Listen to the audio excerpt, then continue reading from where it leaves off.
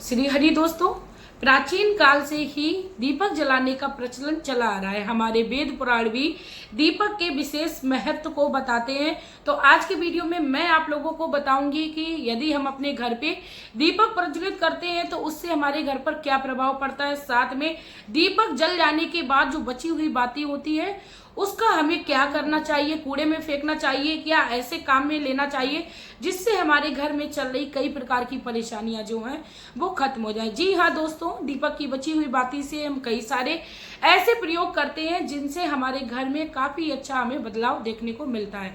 यदि आप भी चाहते हो आपके घर में बढ़िया बदलाव हो तो आप लोग प्लीज वीडियो के एंड तक बने रहिएगा, क्योंकि आज मैं दीपक से जुड़ी हुई सारी बातें आप लोगों से डिटेल में शेयर करूंगी। कितने दीपक जलाने चाहिए, किस धातु का दीपक जलाना चाहिए, बत्ती हमें कौन सी यूज करनी है, लंबी बाती यूज करनी है, गोल बाती यूज करनी है, इससे संबंधित सारी बातें मैं आप लोगों से डिटेल में शेयर करूंगी। मैं मेरे आराध्य श्री लक्ष्मी नारायण को मैं कोटि कोटि प्रणाम करती हूँ, मैं उनको कोटि कोटि नमस्कार करती हूँ। दोस्तों, जैसा कि मैंने बताया कि प्राचीन काल से ये प्रचलन चला आ रहा है, तो हमारे हिंदू धर्म में कोई भी ऐसा घर हिंदुओं का नहीं रह जाता है जहां पर दीपक प्रज्वलित नहीं किया जाता है। यदि किसी के पास सामर्थ्य नहीं है तो वो तेल का दीपक जला रहा है।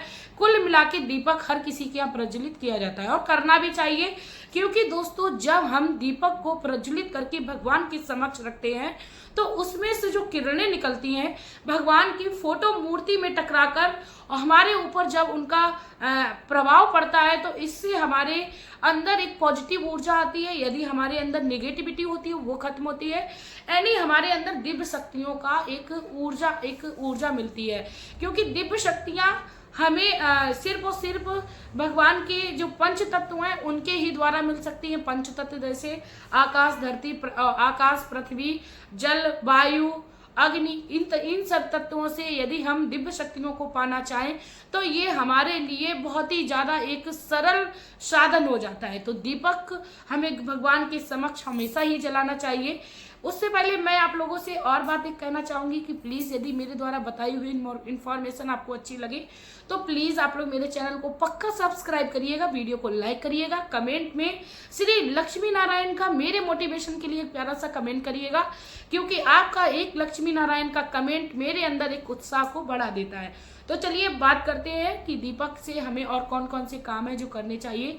दोस्तों, बात करते हैं आपको दीपक किस दिशा में जलाना चाहिए। दोस्तों, दीपक हमें दक्षिण दिशा को बचाकर और किसी भी दिशा में हमें प्रज्वलित करना चाहिए, क्योंकि हमारे हिंदू धर्म में ऐसा माना जाता है कि दक्षिण दिशा में दीपक जब जलाया जाता है, जब किसी के घर में कोई मृत्यु हो जाती है तो उसके लिए जो संध्या के समय दीपक जलाया जाता है वो दक्षिण दिशा में प्रज्वलित किया जाता है। और इसके साथ ही दीपक हमें कितने जलाने चाहिए, तो दोस्तों मैं आप लोगों को बता दूं 2 दीपक हमें नियमित रूप से जलाने चाहिए। बहुत ज्यादा हमें कोई प्रॉब्लम है या बहुत ज्यादा हमारे सामने कोई समस्या है तभी हम 2 दीपक ना प्रज्वलित करें। अब 2 कैसे करने हैं, एक आपको सुबह के समय, एक आपको शाम के समय। 2 दीपक हमारे हिंदू धर्म में विशेष रूप से महत्वपूर्ण बताए गए हैं घर में प्रज्वलित करना।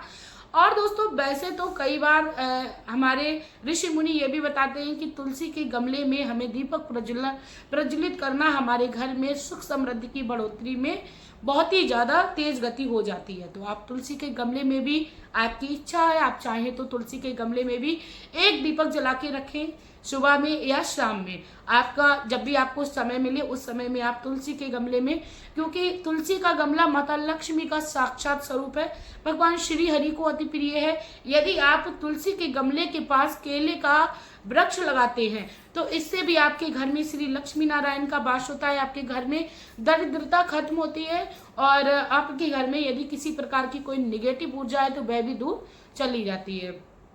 दोस्तों, किस धातु का हमें दीपक जलाना चाहिए? धातु बोले तो ज्यादातर हमारे घरों में पीतल का दीपक होता है, लेकिन कई सारे लोग मिट्टी के दीपक का भी प्रज्वलन करते हैं। तो आपके घर में यदि मिट्टी का दीपक आप प्रज्वलित करते हैं तो आपको याद रखना है कि दीपक चाहे आपका धातु का भी हो, आपको खंडित नहीं होना चाहिए। जितना पुराना आपका दीपक होगा उतनी ही आपकी जल्दी पूजा जो है वो सिद्ध हो जाएगी, क्योंकि हमने बताया है कि दीपक से जो लौ निकलती है वो भगवान की फोटो मूर्ति में टकराकर हमारे ऊपर प्रभाव छोड़ती है। तो यानी जब हम दीपक को जलाते हैं तो वह जो दीपक है वो साधारण दीपक दीपक नहीं रह जाता है। जितना पुराना दीपक होगा उतना ही ज्यादा सिद्ध होगा। अब दीपक के भी आप लोगों को मैं आप लोग आगे प्रयोग बताऊंगी। यदि आपके घर में परमानेंट कोई बीमार रहता है तो उसको आपको कैसे प्रयोग करना है, या आपके बच्चे को जल्दी जल्दी नजर लग जाती है, बुखार, आप दवाई दे रहे हो, जल्दी से काम नहीं कर रही है, तो उस चीज के लिए भी मैं आप लोगों को प्रयोग बताऊंगी। लेकिन उससे पहले मैं आपको थोड़ी सी बातें और बताना चाहूंगी। कई लोग माता लक्ष्मी को प्रसन्न करने के लिए अपने घर के मुख्य द्वार पर दीपक को प्रज्वलित करके रखते हैं, जो कि करना बहुत ही ज्यादा उत्तम है, सर्वश्रेष्ठ है। क्योंकि जब हम माता लक्ष्मी के इंतजार में अपने घर के मुख्य द्वार पर दीपक को प्रज्वलित करते हैं तो माता लक्ष्मी स्वतः ही हमारे घर में वास करती हैं। माता लक्ष्मी का आशीर्वाद हमारे घर पे बना रहता है। यदि आप जल्दी से धनवान बनना चाहते हो तो अपने घर के मुख्य द्वार पर आप संध्या के समय दीपक प्रज्वलित करना शुरू करें। माता लक्ष्मी श्री हरि के साथ आपके घर में वास करने लगेंगी। माता लक्ष्मी के बीज मंत्र को आप चाहें तो दिन में किसी भी समय आप मन में रटन कर सकते हो, इससे भी माता लक्ष्मी प्रसन्न होती है। दोस्तों, अब बात करते हैं दीपक की बची हुई बाती से आपको क्या करना है। लेकिन उससे पहले मैं आप लोगों को बताती हूँ कि गोल बाती का क्या महत्व होता है, लंबी बाती का क्या महत्व होता है। दोस्तों, वैसे तो गोल बाती का जो प्रावधान है वो देवताओं की पूजा के लिए जलाया जाता है, और लंबी बाती का दीपक जो है वो देवी की पूजा के रूप में जलाया जाता है। यानी माता लक्ष्मी के लिए या माता दुर्गा के लिए, माता संतोषी के लिए लंबी बाती का दीपक प्रज्वलित करना चाहिए। और गोल बाती का दीपक जो है वो हमें देवता जैसे विष्णु भगवान, शिव शंकर भगवान, श्री बजरंगबली बाबा, श्री कृष्ण जो कि देवता रूप में हैं, उनके लिए गोल बाती का दीपक जलाना चाहिए।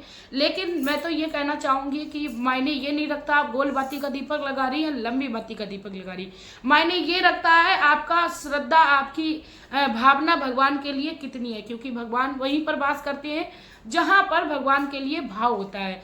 और दोस्तों, जब आपके अंदर भाव होगा तो स्वतः ही भगवान आपके घर में वास करने लगेंगे। क्योंकि जब हम किसी को आदर सत्कार के साथ अपने घर में बुलाते हैं तो निश्चित ही वह हमारे घर में आता है और उसको रहना भी पसंद आता है। तो भगवान के लिए श्रद्धा भाव हमेशा ही बनाए रखिए। अब बात करते हैं आपको कितनी देर तक अपने घर में दीपक जो है वो प्रज्वलित करके रखना चाहिए। दोस्तों, जितनी देर तक हमारा दीपक प्रज्वलित रहेगा उतना हमारे लिए काफी ज्यादा फायदेमंद है। क्योंकि कहते हैं कि यदि हम भगवान के दरबार में रोशनी करेंगे तो भगवान हमारे जीवन को रोशनी से भर देगा। यदि आप में सामर्थ्य नहीं है तो आप तिल के तेल का भी दीपक जला सकते हैं, और आपके पास वो भी सामर्थ्य नहीं है तो आप खाली बत्ती को भी डुबोकर पूरे श्रद्धा से आप पूजा अपनी कर सकते हो। आपको कोई भी अपने माइंड में संदेह नहीं रखना है कि आपको बहुत देर तक दीपक जलाना है तभी आपको पूजा का फल मिलेगा। कुल मिला के मेरा कहने का मतलब ये है कि आप अपनी पूजा में सादगी लाइए, साथ में भगवान के लिए विश्वास रखिए कि आप यदि भगवान के समक्ष खड़े हो तो आपके सामने कोई भी परिस्थिति आने वाली नहीं है। अब आपको मैं बताती हूँ आपको दीपक से क्या क्या उपाय करनी है, दीपक की बाती का आपको क्या करना है।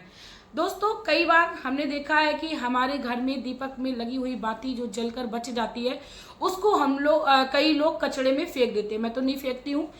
मैं यदि उसको प्रयोग में नहीं लेती हूँ तो मैं उसे बहते हुए जल में प्रभावित करती हूँ। जहाँ पर जल चल रहा होता है, नदी नहर, कहीं पर भी मैं उसको प्रभावित करती हूँ। यदि आप चाहते हो आपको उसका प्रयोग करना है, उसका आपको अपने जीवन में लाभ लेना है, तो आपको क्या करना है, एक मिट्टी का बड़ा सा दीपक लेना है।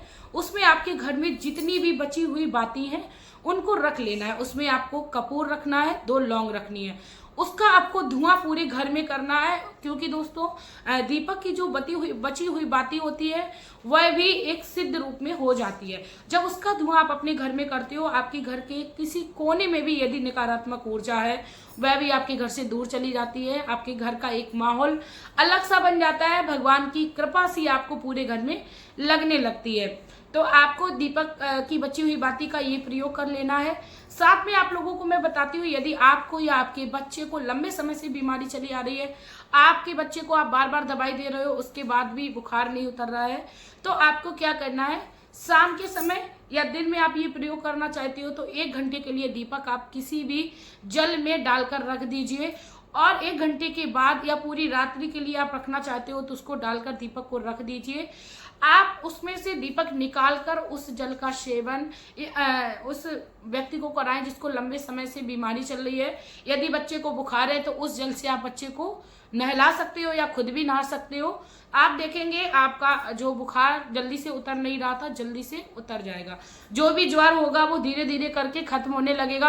अब दोस्तों मेरा कोई भी वीडियो में बताने का ये तात्पर्य नहीं है कि आप दवाई ना कराएं, आप दवाइयां कराइए। कई बार हमने कई लोगों के मुंह से सुना है कि बहुत सारी दवाइयां करा रहे हैं, उसके बावजूद भी हमें कोई फायदा नहीं मिल रहा है, तब ऐसे में आपको ये प्रयोग करना है। दोस्तों ये थी डीए से संबंधित जो भी जानकारी मेरे पास वो मैंने आप लोगों को दी है। यदि आप लोगों को इन्फॉर्मेशन अच्छी लगी तो प्लीज आप लोग मेरी वीडियो को शेयर करिए, क्योंकि आपका एक शेयर मात्र लोगों के जीवन में रोशनी को भर देगा, अंधकार से प्रकाश की ओर ले जाएगा। क्योंकि भगवान के नाम का प्रचार या प्रसार जो भी करता है वह दुनिया में कभी किसी के आगे हाथ को नहीं फैलाता। आप भी यदि आप किसी के सामने हाथ को फैलाना नहीं चाहते हो तो आप भगवान के नाम का प्रचार प्रसार करना शुरू करिए, जिस तरीके से आप कर पाए। अपने जीवन में शुभ रास्ते को पकड़ कर रखिए, शुभ कर्मों को करते रहिए। मिलते हैं नई वीडियो में नई जानकारी के साथ, तब तक के लिए हंसते रहिए, मुस्कुराते रहिए। श्री हरि।